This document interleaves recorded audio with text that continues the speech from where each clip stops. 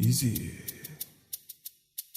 Sambola mama taku nwannem, sambola mama taku nwannem, oke chukwu nyere mi nwannem je, ihe mmanụ kaya jeju nwannem, amugo ukwala nwannem je, sambola.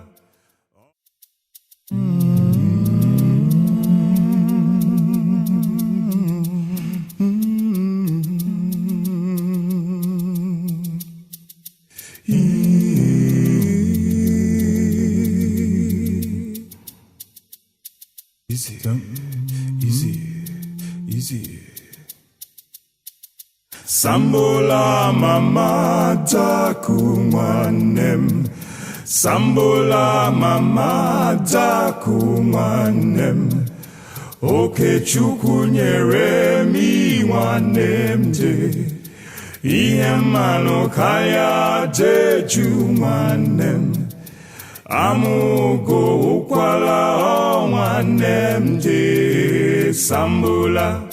Omugo nakanwa antibela ataku nwannem, sambola.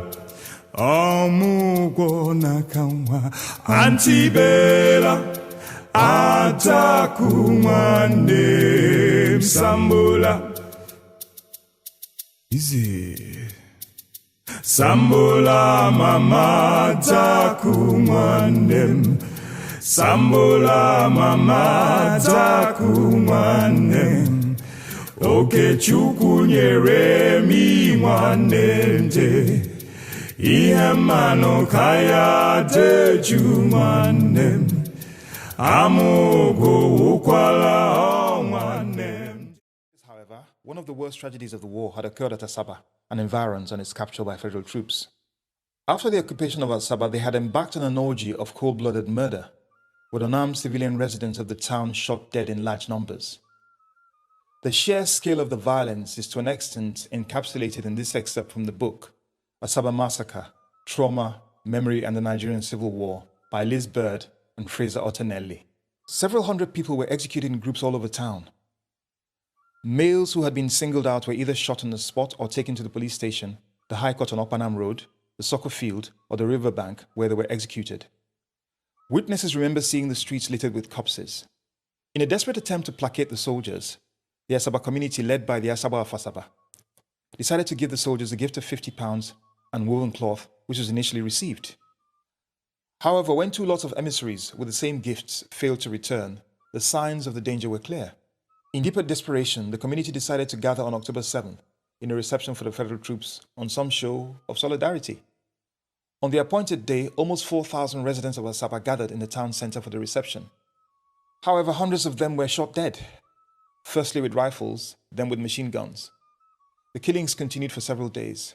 By the time the soldiers finally grew wary of the violence, about 6,000 residents of Asaba had been killed.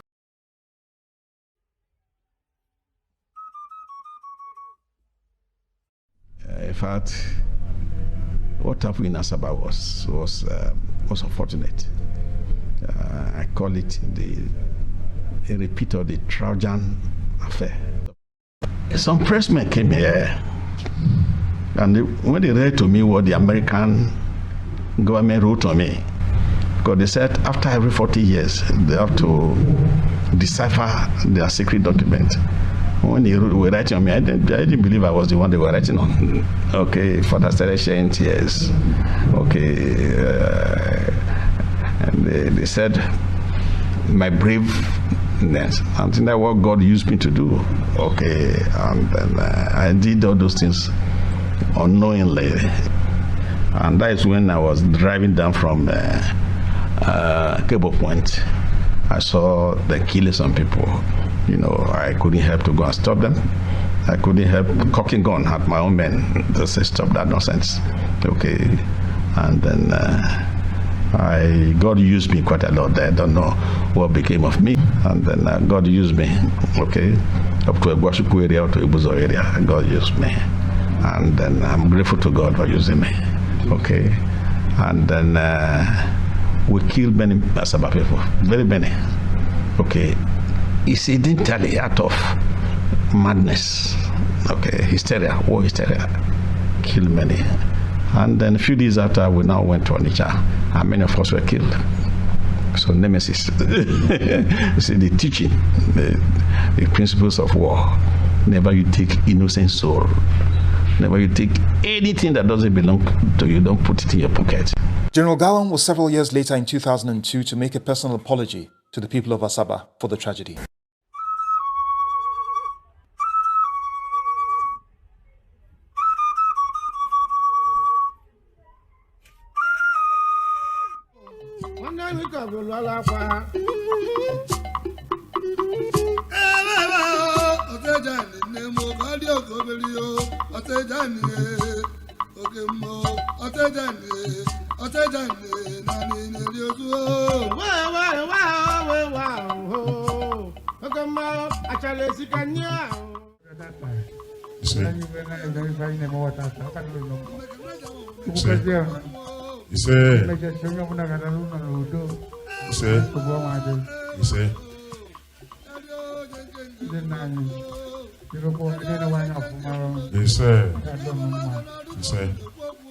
In the process,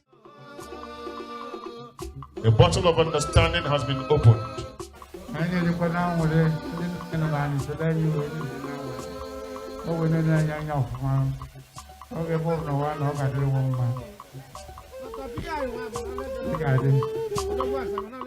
What are we here to do? I will tell you that by telling you a very short story. Some years ago, while I was still a professor in the United States of America, I got a call from one of my colleagues that he had been appointed to a commission of the United Nations to visit Nigeria. And so he wanted me to sit down with him and tell him some of the things I thought he should attend while he was in Nigeria. And at that time, I invited some of my colleagues. And one of the things I told him, to make sure that he visited my hometown, Asaba. 6 months later, he called me to say that he has completed his mission and would like an opportunity to tell me what he found and what they advised. He told me many, many things. So the next day he visited Asaba, and he was surprised. He found that in Asaba, although it was small, there were many beautiful houses, and all these houses were owned by women. And he said, Asaba, how do you women are so liberated?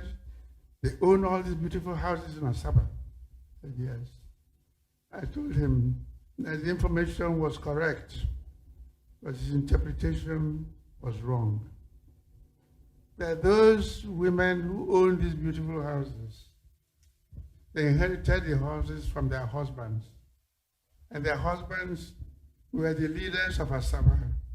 They were all killed in the massacre. That's how the women inherited the house. I said, but although they own the houses, in each house, not only the women live there, but they rented all the rooms to earn some income. They were working hard. So today, we're here to remember those dead leaders who were massacred during the war, and to celebrate and thank the gallant Asaba women who worked so hard to ensure that Asaba continued to progress and have the leaders in the next generation. You've all listened to His Royal Majesty. The importance of today is also to create some awareness that the time has come for not only Asaba, but Nigeria to remember what happened here in 1967, in October. So after many years of considering this dilemma, Asaba community came to the conclusion Nigeria has to own this tragedy. It's not an Asaba tragedy. Nigerian soldiers, their job was to preserve unity. So when they were coming down, the Asaba felt, well, we're not fighting anybody. We're not warring with anybody. A few were a little suspicious and out of caution decided to go across the Niger. But a majority remained here. And in an act of treachery, in an act of infamy, for which Nigeria will always regret, the Nigerian troops rounded up Nigerians and assassinated them in cold blood. This matter will not go away until we are actually today symbolically commemorating a cenotaph, a monument in that same space just down the road in Ogbosewe, where so many of us, our people, fell. The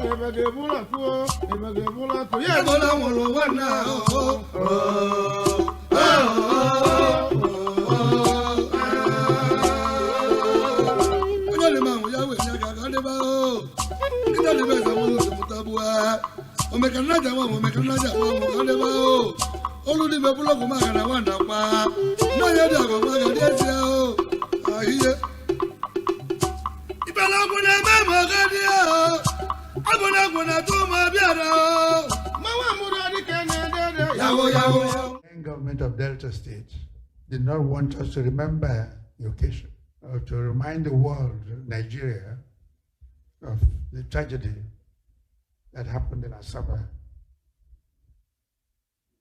Well, we tried at all costs to celebrate the event, but to remember the event on a low key.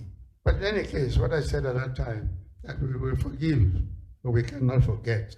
We don't want to remember only once a year. We want something that will remind us every day.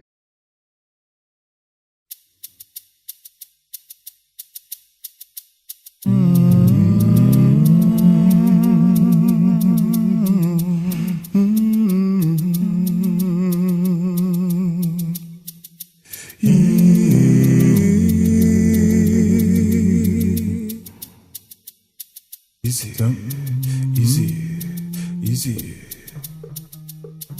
Sambola mama taku nwannem. Sambola mama taku nwannem.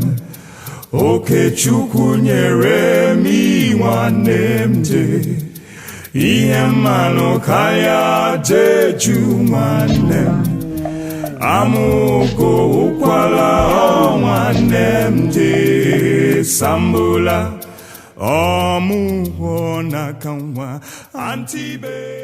Good evening. I am Ezenia Gunabo, Ed Emeka Kazo. I am an historian, a lawyer, and a filmmaker. And I am privileged to have been invited by Isamaji of Asaba, Chief Chok Ndukeze, to have prepared a short film presentation which you have just watched.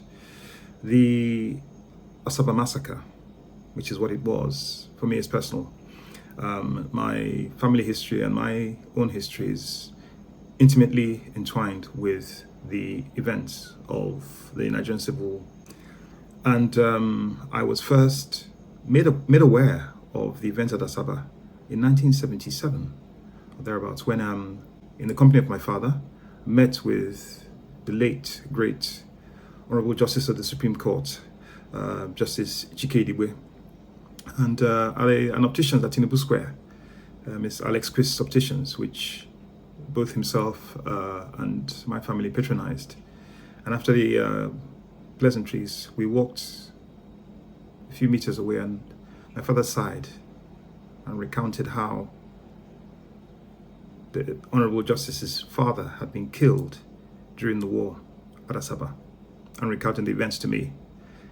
Through the years, I have researched the events at Asaba, and I've been greatly assisted by the scholarship of Professors Liz Bird and Fraser Ottanelli, as well as my access to the papers of the late Asaba Massacre, administrator of the East Central State during the war years. All I can say is that this is a tragedy that touched not just Asaba, but has spiritual connotations for the nation as a whole. And I think there can be no more poignant words than those of His Royal Majesty, who be Professor Chike Edozian, when he says, "We forgive, but we cannot forget." These events touch us because when innocents are killed in conflict, it is a stain, not just on the perpetrators, but sadly, it has impact on those of us who remain within the national realm of, the perpetration of this act. We cannot forget. We cannot forget because when we forget, mistakes are repeated. That is why it is important that remembrance be done solemnly, in a sober fashion, but with an eye to the future, and with retrospection on the past as a beacon of knowledge of what we should do as a nation going forward, and certainly what we should not do. I wish you well in efforts today, and may the souls of the departed rest in peace.